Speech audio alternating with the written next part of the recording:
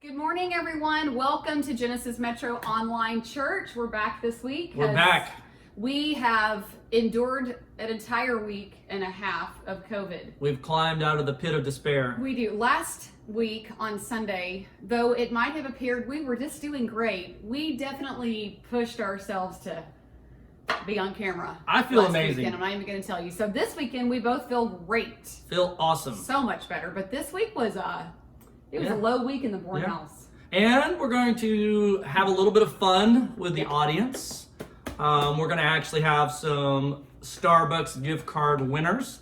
We're kind of making this game up as we go. Sunday fun day. Sunday fun day game of the week.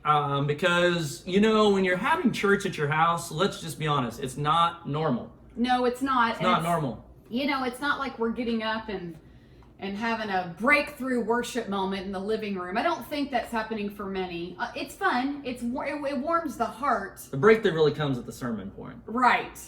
So we're gonna... Which a lot of people were watching live, which there are many watching live right now, but most people I think are just kind of like, it's on demand now. Yeah. Worship on demand. Sunday, like, Monday, Sunday night. Maybe Tuesday on the way to work. Yeah, you know, it's fine. So we're gonna try to liven it up at the beginning here, then we'll get into the message, but we thought we'd have some fun with the audience this week and play a little game we're going to call Live with Tim and Carrie. Live with Tim and Carrie. Nope, it's going to be Sing Me a Song, Sweet Music Man.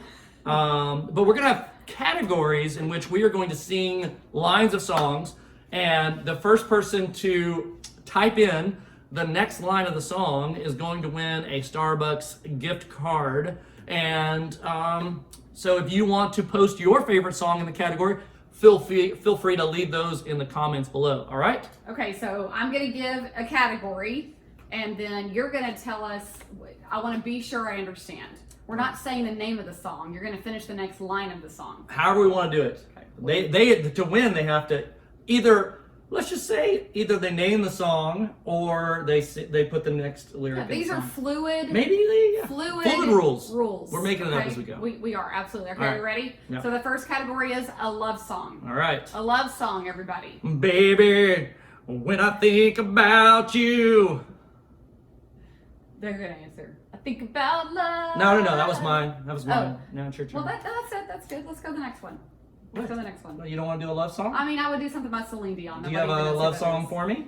I don't think I have one right. I can't think of it off the top of my head. Oh. Okay. You ready? I believe in a thing called love. Just listen to the rhythm of my heart. Okay. I got a million. How about rock? Now and then when I see her face, she takes me away to that special place. I'm going to go with Queen. We will rock you. That's the name of the song. I know, but that's also the line. That's the one you know? Okay. I mean, there's a lot of rock songs. Well, there was. There was a lot. You sang the name. Oh, well, that's true. Okay, let me think of another one then. No. Nope, not that one. Nope. We're going to edit that one. What's other good rock song? Something by Guns N' Roses. I'm gonna get the next Something by category. Guns N' Roses. I already sang that. I already sang a Guns N' Roses song. Oh, well then it's gonna be Tommy used to work on the dock. Union's been on strike. Well, they were gonna sing that part. No, he gets sing the next one. No. What's the next line? It's the third line of the song, you know it. Alright, what's He's the next down one? on his luck, it's tough. Hopefully somebody beat him to it. All What's right. the next one? Chill. That's mine. Okay. Strumming my pain with his fingers. One time. Singing my life with his words. Two times. You know the next one. All What's right. the next line? Country. Ooh, well, there's a lot of this one. You made way too many categories here. Well, then you have to pick which one We're gonna start you going want. quick. Country. You got Makes one? me want to take a... You know that one? Mm-hmm. How do you like me now? I like that one too. No. I We're know gonna have a lot of winners. Got a lot of... Okay, what's the next That one? was also the name of the song. Oh, that's true. Revenge. Oh, this is gonna be I dug my key into the side of his... It's yours. That's the best Take it revenge from song there. ever. Folk. Country roads, take me home to the place. And you go. West Virginia. Dance. Dance. Everybody dance now. Bum, bum, bum, bum, bum. What's the name of that song? Show tune. We're not going to do that. Alexander Hamilton. Okay. All right. Oh. Workout. Do you have a workout song? I have the tiger, baby. Oh, go Always. ahead. I thought all these were categories. No, that's it. What is your favorite workout song? It would be something in the Rage Against the Machine type of variety. I would go Footloose. I like cardio to Footloose. I know that probably isn't. Metallica. I know that's your gym. That's what some of the guys work out to. A lot of those guys at my gym love the Metallica, Inner Sandman. Yeah, Exit Light. Yeah, all of that. But we're not going to be exiting the light this morning. No, we're going to run into the light here on Live with Tim and Carrie. Yeah. That was our game. So we're going to have some winners. Yep. If you type something in, you're probably going to get a gift card. I know. It's the first one. First one to Maybe, type it in. Okay. All First right. one. All right. And there might be some songs sprinkled throughout. Who knows? So today, we're going to go back into The Rocks Cry Out. We're going to continue that. The Rocks Cry Out. You're going to see a rock on the screen in just a moment. This actually, I saw it no less than 3 times. It may have been in there 5, 6 times. But it was Psalm 18. And this felt like one of the ones that I think we needed for this week. And I think that when you see the verses we're going to put on the screen in just a moment, David is writing this psalm as a reflection upon his escape from his enemies and principally Saul as he was being pursued by someone who had more power than him. And a lot of times when someone has more physical power than us, we can feel powerless, and then that makes us feel very vulnerable. And the great thing about this psalm and about a God perspective is that it's not about our strength. It's about allowing God to be God, and we're going to see 7 different things that God was to David in these first 2 verses, and you can't help but be encouraged as we read through this. So we've entitled this message, "You Are Going to Need This," and there's a reason why. Well, we're all going to need it. There's not one of us that gets through life and doesn't need exactly what we find in Psalm 18, which, David gives us all these descriptions. It's like he's tripping over himself to describe God, as specifically as possible. It's like he can't think of enough description words and adjectives to really describe who God is. And each of us is going to find ourselves, no matter what age we are, what SES we are, like, it doesn't matter. SES? Socioeconomic status. Oh. Huh? I didn't know. I'm a poli-sci major, so anyway. I don't know if you're on my level, but I'm trying to get up there. What I was going to say is we're all going to need this today. So at some point in your life, if you haven't gone through a season where you needed to be encouraged. I think everybody's gone through that season. Well, even if let's say if you're 12 or you're just kind of getting into the depths of life, one of the things that each one of our kids, when they reach 6th, 7th grade, we kind of have this discussion, something big happens in their life, and it's like, hey, welcome to the rest of your life. This is the struggle that we all deal with. So whatever age you are that you're watching, you're going to need this. Everybody's going to need this. And obviously right now, our church needs this. Yeah, we need it personally too. The kind of week that we're having, COVID outbreak of 2020, that's something. And, it's been a roller coaster ride of emotions. I would say that from a church planning perspective, overwhelming would be a good word. We're anxious to get back in the saddle, but we can't do that till the timing is right. So, gosh, I think that this is going to be an encouraging word for you and for your family here today. Let's get into it. Psalm 18, verses 1 through 3. It says, "I love you, Lord, my strength. The Lord is my rock, my fortress, my deliverer, my God, my mountain, where I seek refuge, my shield, the horn of my salvation, my high tower. I called to the Lord, who is worthy of praise, and I was saved from my enemies." That's a song I grew up with. I will call upon the Lord. I will. Anyway, There's an echo there. Who is worthy to be praised? Yeah, but we can't get into that. They can still play along though. If they can sing the next line. If you know that song, you were raised I in the bet same kind of church as we 99% were. of people watching this do not know that song. But Yeah. some do. Some do. Anyway, great. This is the passage I was referring to a while ago, where he's got so many description words, and I believe that it's going to be from his experiences. Before he gets into those description words, the very first thing he says, the very first 3 words of this psalm, I love you. I love you. I love you. We say it all the time. We do. We say it a lot at our house. We say it to our kids all the time. You know what? Everyone needs an I love you every day. I'll give you, hey, yep. We love you. We love you. We love you guys. Look at the people inside your house and just get up and go give them a hug.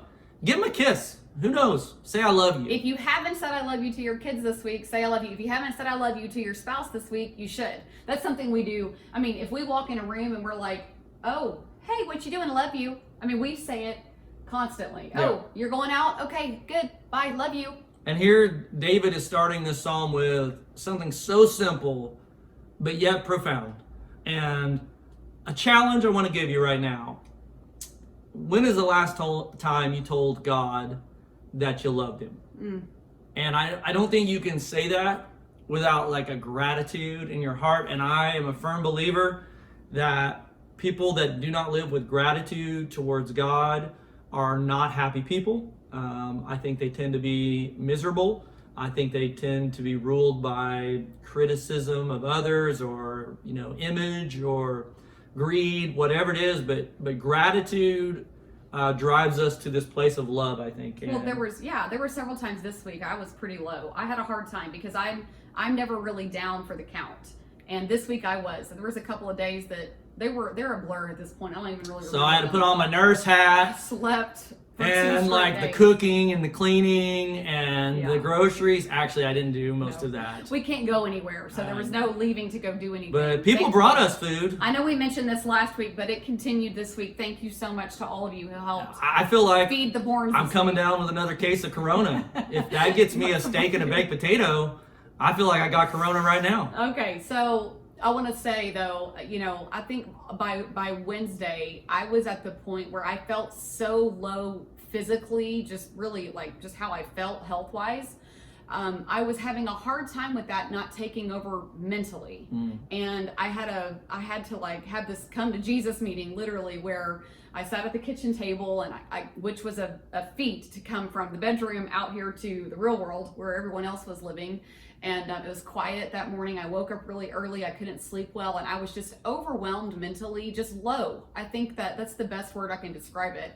I felt like maybe a touch of depression, because you're just stuck, right? We were just stuck. I felt stuck, and there wasn't anything I could do to fast forward or get through it or just push through it. I couldn't even really push through it.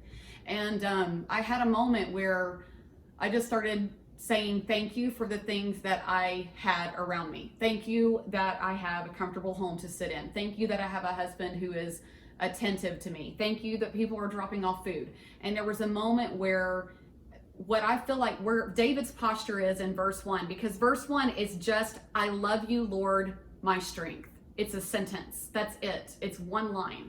And I felt like there was a moment on Wednesday morning when I had that same kind of feeling that I feel like David gives me here, is like, I love you, Lord, my strength. It's almost like you're reminding yourself when you're low, God, you're my only strength. You're going to need it. I'm going to need it. I'm going to need it to get out of this place that I am in. Yeah. So, why do we need to be in church? Why do we need to be in God's word? Why do we need to worship? Yeah. You're going to need it. I think what I'm realizing in this, because, Tim and I live our lives in community. We've lived our lives in community for our entire marriage, really. Before even Genesis Metro Church, we lived in community not knowing like it was going to be a buzzword and a byline someday, right?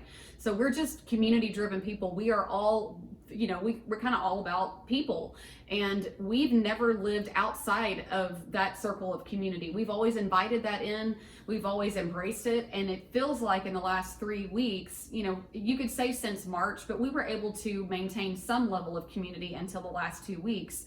It has been isolation. And it's been a reminder for me that our family cannot live isolated. We need connection with community. No one can. It just reminded me of like really the reality of where it can take you mentally, emotionally, physically. It's not a God way of living. No. If God intended for us to be a part of his church, that's necessarily means Yeah. the physical church. Well, at connecting. best, I would say you're going to be in a neutral zone. And neutral is not necessarily moving forward. It's not going backwards, but it's just stuck. So at best, when you're in isolation, you find yourself in this neutral place where you're just coasting. And I don't want to do that. Yeah. I don't want to do that. So David here is taking a breath and he's like, I love you, Lord, my strength. I love you. I love you. And he's saying it. Then he gets into these words. Tell us about these. Yeah, so David gives these descriptors, and he says, my strength and my rock. And it's interesting,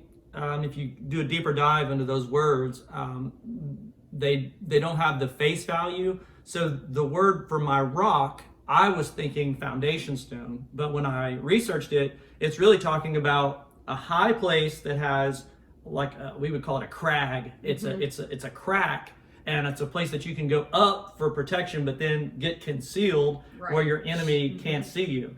And then he says, my strength, and that word is actually rock, as we would think of it when Jesus tells the parable of the man who built his house on the rock and the man who built his house on sand. This is the rock that is immovable, and so it is like a sure foundation underneath your feet.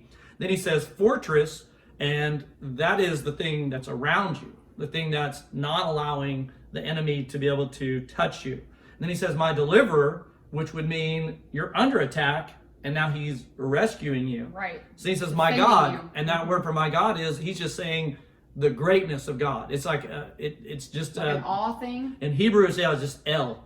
Wow. And so El. El. And so there's all of these L's in the Hebrew. It's El Shaddai, Elohim. There's I don't know, there's probably there's a lot of 15, 20 of them. El with something, right? And so they all have like these different names of the God of. And so here he's just saying God, you're God. He's acknowledging that God is the God above all gods. And then he says, my mountain where I take refuge. Now that one hit me because when I think about a refuge, it's a place when I'm feeling run down. Yeah. And I need to recharge. Right.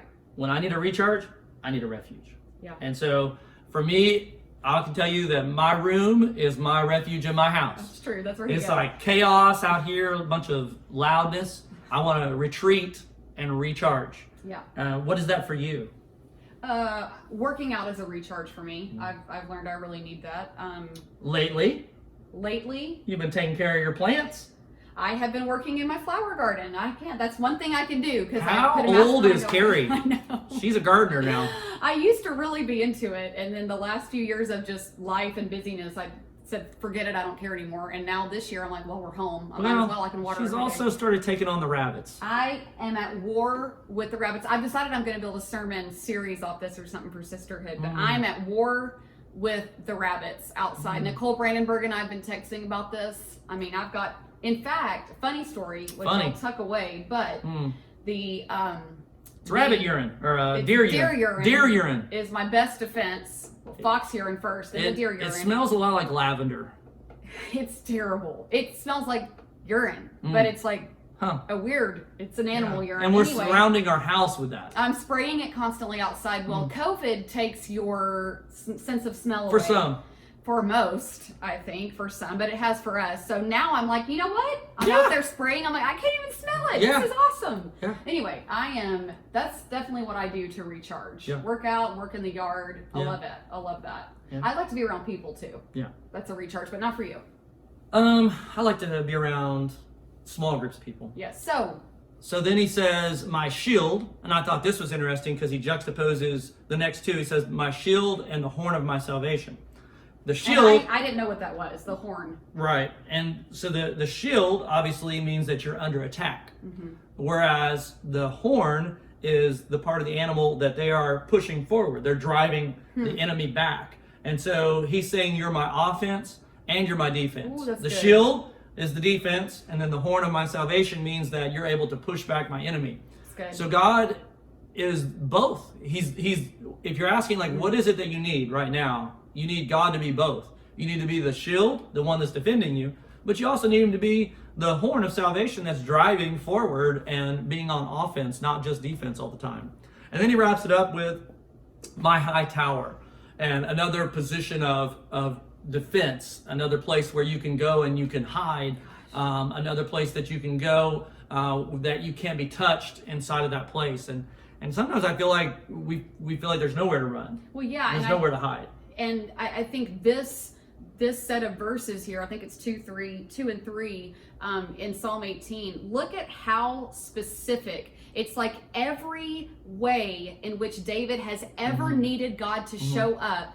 It's like he can't describe every nook and cranny of God's defense and his deliverance in the midst of trouble or distress. You know, he just cannot describe enough. Like, oh, he's the hangover rock that you can get under and kind of like get a shield from the sun. He's also the little crag that you can like hide from the enemy. He's also the shield out in front of you that's like and then he's the horn. It's in every way that David could think to describe God, he's describing it, which tells me there's no place that I can get physically, mentally, emotionally that God cannot reach me or find me. This is the total package of deliverance. And there's no reason to stay in a place where you feel that vulnerability and where you feel that fear or that worry or that anxiety.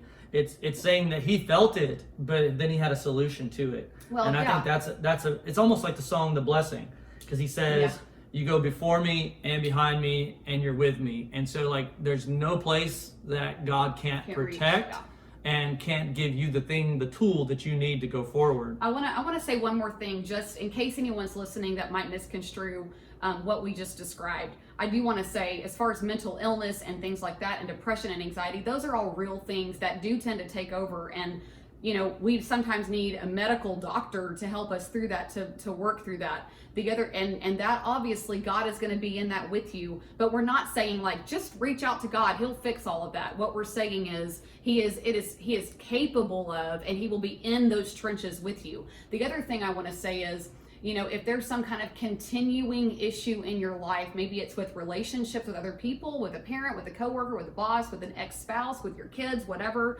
that it just feels like you can never get ahead of the problem, or you can't figure it out, or it's just too much. You know, the thing is, inviting God into those thought processes and your behaviors in that, and your words and how you respond to people, you know, that's the important thing. Is when you feel like you're in the depths of the trenches of an issue in your life that's ongoing, just know that God is in that with you. And if you'll embrace that, he will lead you right through it as an offensive measure. That's actually our next set of verses. Great. This is how David felt. You want to take that for us? Yeah, this is going to be 4 through 6. It says, "The ropes of death were wrapped around me. The torrents of destruction terrified me. The ropes of Sheol," what's Sheol? Death. That's death. "Entangled me," another descriptive word. "The snares of death confronted me. I called to the Lord in my distress, and I cried to my God for help. From his temple, he heard my voice, and my cry to him reached his ears." Oh man. You're going to need it. I love it. This is where you are going to need it. David says, this is what God is. God, I love you because you are all these things. Yeah. And then he says, because I needed every single one of those where I was at. Yeah. So when he was on the run, I don't remember, I think I did the math one time, and I want to say it was like 14 years, but I'm not sure about Running that. from Saul. Yes. Yeah. It was a long period of time. Yeah. It was years. It wasn't just like a couple of weeks out of his life. And David also was in times where he had to live with his enemies, and he had to do all kinds of crazy stuff.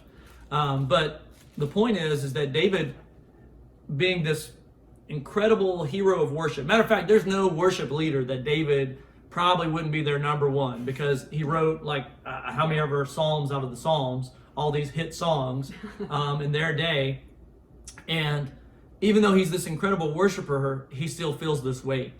And so that's what you need to know, is that why does God need to be all those things? Because it doesn't matter how high you are right now, there's going to be a season where you're running. There's going to be a season where you're hiding. There's going to be a season where you feel overwhelmed.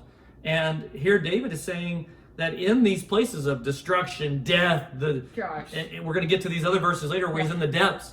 He's like, there's a place where you can get, but you feel like you're being overwhelmed. Well, it's the song, I think we did it last week, the whole, you know, it may look like I'm surrounded, but I'm surrounded by you. And there's his words here, every description that he uses is really describing all the things that are around him. He uses words like trapped me, they were wrapped around me, entangled, confronted, all Torrents. of the torrents of It's destruction. just like big waves. So it's all these things that are around him. And David is describing, you know, what he's finding himself in. He's describing the lay of the land, so to speak. And this is sort of toward the end. I was reading a little bit about this earlier, of when King Saul was literally hunting him down. So we say, you know, God, save me from my enemies today. And we don't normally mean there is someone like coming after me at my front door, God save me from him. That's exactly what David is. This is the most extreme example of someone coming after you, you know, quite literally. And so we see David describing all of these words of entangled, confronted, they ensnared me, they encompassed me. And I just think, is there anyone that has been maybe where we've been this week or whatever, where you have felt encompassed by something that you could not control the timing or the outcome of? And if you have ever been there, or if you're there now, you're going to find great solace and comfort in how David explained and walked through. There's something about somebody just saying it, right? Just be real. I was texting with a friend earlier who was experiencing a hurt, and I said to her, how are you? She said, I'm fine. And I said, you know, you can say it to me if you want. Sometimes it feels good just to say it out loud, and then we'll both move on. And so I think there's something about David being so honest about where he's at, Yeah. and how he feels. Yeah, I think sometimes we lack the vulnerability. Yeah. You know, that's a buzzword of Genesis Metro as well, as authenticity. That without authenticity, you can't have vulnerability, and you can't have vulnerability without authenticity. So if we are unwilling because of pride or fear or whatever reason, then that becomes a prison for us, unfortunately. So I think that you have to have those relationships where you can be candid and you can be real in your struggles in order to move forward. Take that next passage and we'll take it home. All right, so we're going to pick up in 16 through 19. So the sandwiched verses that we're cutting out are just David describing his enemies, and then he's coming to that conclusion. So this is how David's answer. So we wanted you to be able to see that David says, this is what God is. Then he's saying, this is how I felt. And then this is how God answered. And I just want you to, as we read this, some of you may have your apps open or your Bible open, just think about a time when maybe God has done this for you. Make it personal as we read it out loud. Verse 16, he reached down from on high and he took hold of me. He drew me out of the deep waters. He rescued me from my powerful enemy, from my foes, the people who were too strong for me. They confronted me in the day of my disaster, but the Lord was my support. I want to stop there before we get to 18. Come on. All right. Your enemy is not going to wait for you to be on your best day. No. Not your strongest. Here David says that they attacked him at his worst, at his weakest. And isn't that the way it goes? Yeah. It's like you hear of people saying almost, what is that? What is it? The law. If it can go wrong, it will go wrong. I don't know. Oh gosh. What goes up must come down. No. I don't know. That's gravity. Murphy's Law. Oh, Murphy's Law. Right. Yeah. Every action has an equal and opposite reaction. No. That's Murphy's Law, that's isn't the it? theory of relativity. Oh my gosh. I think that's Einstein. But anyway. What is Murphy's Law? We're gonna If it kick can go ourselves. wrong, it will go wrong. That's it. I thought it was a more like, you know, No, that's it. formal way to say it. No. So in the day of his trouble. So what he's saying is like, my enemies didn't wait for me to get prepared. They didn't wait for me to be on my A game. They didn't wait for me to be in a great mood or feel like I could really run faster. No, they just came on in maybe the worst day I was having, in the middle of my disaster.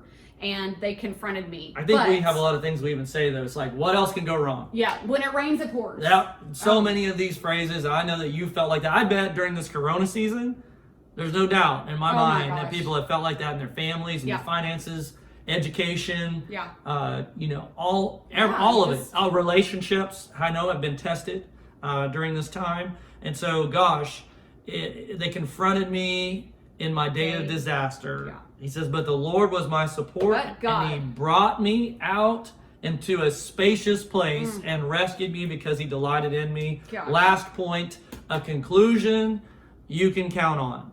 That God is never taking a day off. The Bible says that God never rests. He doesn't slumber. He doesn't take vacations. That God, that you could have this confidence that there's a conclusion that if you follow these steps, there's a conclusion that you can count on. Yeah. That's great. Oh, that's the thing. I think that when we find ourselves, I was describing the week that I had, and when I found myself in that low place, that's what draws me back. Is I have watched God deliver me so many times. I have watched him deliver others so many times. I have watched him show up in the minor tragedies of life and the major tragedies of life, in the places where it's a disastrous day and it's just a difficult day, right? Major or minor, whatever the case may be, that is the conclusion I come to, because God has proven himself over and over, not just for me, but as I watch him move about beside me, behind me, in front of me. He's done it, and that's the conclusion we come to. So look at these word pictures. It says, number one, he drew me out of the deep waters. That's a person who's literally the torrents he was talking about earlier. You are drowning, and as soon as you bob your little head up for air, the next wave smashes over you. And if you've ever gotten into a little bit of a situation with waves, this is, anybody that's been in the ocean can relate to this, because it's like you come up and you think, oh, I'm like, pow, and then you just get steamrolled by the next wave. Well, there were several years ago when you and we were on a vacation. Yes. And you and Donnie Floyd. I told this story recently. But that was scary. Yeah, I almost drowned. That was so scary. That was strong waves. We weren't supposed to be in the ocean. Yeah. But when you think about that in life, where, I mean, I would say the week that this all broke for Corona, we had some other things that were happening, and then we get this news that somebody tested positive at GM, and we're like, what? And then we get the news, maybe an hour later, there was a second one that was positive, and it started to build over the next few days. We didn't find out more positives until much later, several days later, but we knew there was some maybes. And I'm going to tell you, that week it felt like every day was another wave, another punch in the gut, because what we knew the reality was, we were getting effectively shut down. Yeah. We were being shut down. And since that time, while we've been at home, it hasn't been just easy going, oh, we're going to take a few days off and just be at home in quarantine. And I know that we keep saying that over and over, but I want the audience who's listening to this to know you're not alone in the waves of life hitting you in the face, where you can't get a breath. As soon as you come up, you're knocked back down again. It's just, that's life. Yeah. And I think we imagine that it might just be different sometimes and just smooth sailing, but really this is the trick, is it not? Is learning how to breathe in the waves. And well, I think for us, if we're talking personally, this is our greatest storm that we've ever had to weather. And he goes on to even say, he rescued me from my powerful enemy, from my foes who were too strong for me. He's admitting that. Well, but understand the context. This is a man who's already killed Goliath. So the greatest foe ever faced. Ooh, that's good. He's already defeated. And now he's reached a place that you'd have to say is more mental. Yeah. This is a mental, this is a fear and anxiety that's emotional for him. And he's saying, gosh, this enemy was too strong for me. I couldn't beat this person, this feeling, this pursuit. And he's run as far as he can. And so where he's reached his limit, he's saying, God is going to reach down there, pull him up, help you when my foes were too strong for me. But I want to say for a minute too, Tim and I, this is our life's work, Genesis Metro Church. We've been saying that for years. We were made aware of that pretty quickly after we moved here. We didn't realize when we moved here this would be kind of the rest of our lives, but God made it pretty clear. And this season, we've been here 18 years. July is our anniversary of moving here. And I will tell you, this 18th summer is definitely where it feels like some days it's just too much. It's a powerful force working against you, working against us in what we're trying to do. And, sometimes you ask yourself, is it me? Am I the common denominator? Have I, gotten to the point where I'm irrelevant, or I've gotten it wrong so much that I'm being taken out? And because what happens is mentally you start to slide, and you start to believe the things that are being put forth in front of you, because if we think back to the verses where David describes what's all around him, what's encompassed him, what's entangled him, what's entrapped him. We find ourselves there mentally, emotionally, physically, especially if we're living in isolation. So there's a lot to be learned from this isolation season, but I will tell you personally, for us, for different reasons, Tim will have his reasons and how his personality processes it. Me, I will have mine, but it's been difficult. There's been days when we've both been down. There's been days when one of us pulls the other one up. But that powerful mental enemy that comes against you, that's a real thing. Yeah. That's a real thing where it just feels like it's too strong for me. I can't overcome it. And the fact is, I don't have the capability to overcome it. But that's why I need to draw on this conclusion that I know I can count on. Well, and he gives the last word picture here, that he brought me out into this spacious place. And that's the hope that I want to conclude with for you, is that look at David. He's being pursued. Now he says, I'm overwhelmed. It says, it feels like these cords, and everyone can relate to this. It's like when you start to feel that wave, it's like it feels like some force is pulling, like you might be struggling, but it's pulling you down. And yet David knows that God hears him, and he says that God ultimately brings him out to this spacious place. And I just imagine you're going through this corridor, and it's just tightening and tightening and tightening and tightening and tightening to the point that you feel like you got to turn sideways to be able to space your way through this really, really narrow corridor. Yeah. And then all of a sudden, because you push through and because you availed yourself to who God is, it opens up. Oh.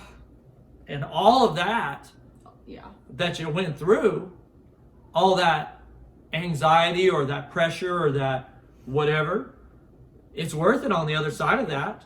And I think that's the way it is with God. It's seasons. And one day we'll have a last season. One day the Bible talks about death. Death comes for us all. But imagine for the believer that wide open space that's on the other side of that most narrow corridor. And that's the hope. And that's why I say it's a conclusion that you can count on, because our greatest foe will be death. And God has overcome that enemy already. Right. So even in death, God takes us to a spacious place.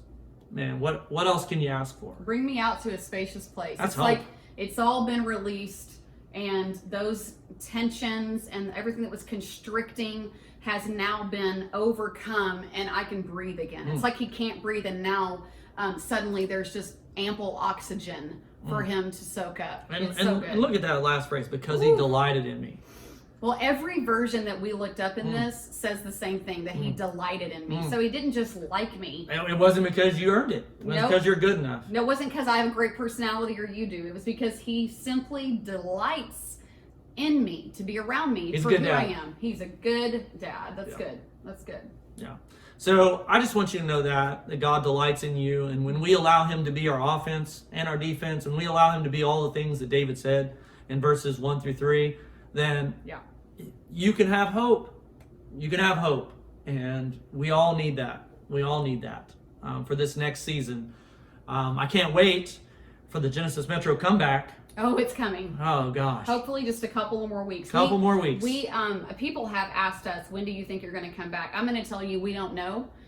We're taking it kind of week by week. We knew that we couldn't do much until most of the cases that we knew at GM were clearing up, which they are now. People are getting negative tests back. But just to give you a quick update, we don't have a date yet of when we're coming back. We want to be very, very careful that we don't have to go into shutdown mode again. I want you to also know we don't regret having opened up. Oh, no. Not at all. We do believe that God used that to bring community back and just remind us of how important it is. I think when we get back from this, I don't know that I will ever take for granted being able to step in on a Sunday. No, that's different. And worship with our church family. Yep.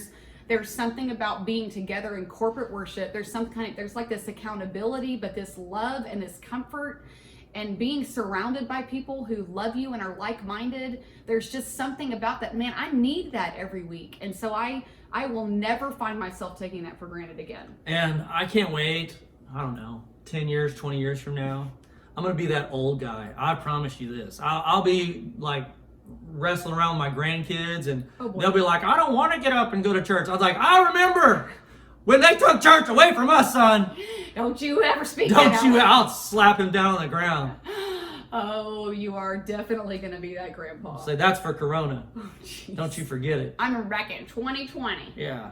But it's going to be a year. But the other thing, I've had a few conversations this week is, and I've had to remind, our kids about this, at least the ones that are still here, Titus and Silas, we've both had these conversations this week is, hey, just try to look at the big picture, because they've gotten down. I want to be with my friends. I want to go out. I want to get out of this house. And we've had them on lockdown. And what I'm saying to them is, hey, listen, the big picture is, in a year from now, 5 years, this is going to be a blip on the radar. We're going to talk about this forever in 2020, what happened. Just try to have the best attitude you can today, right? Anybody parenting teenagers through this knows exactly what I mean. There's only so much entertaining and pep talks we can give them because they're disconnected. But it's trying to keep that big picture of, we're almost through it. I keep saying, we're almost through it. We're almost through it. We're almost there. But I think that this relates to David, and we're a little over time. Yeah, we are. But bonus time. You can turn this off whenever you want. We don't have notes on this part.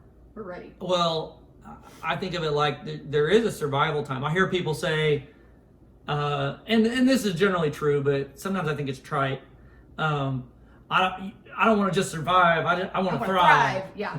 I'm going to tell you right now, David was not thriving when he was running from Saul. He wasn't thriving. No, man, he was if you ask David, I guess, are you living your best life right now? No, he is not. I think there are seasons of survival. Yeah, I think that you're just allowing God to be the fortress. You're allowing God to be the defender. And so there's a season of, and I feel like that's what I'm in. I'm in a season of survival. Yeah. And I'm in a season of teaching where God is like, okay, so what if I take it away? What if I take it away for a season? What if I take it away for X amount of time?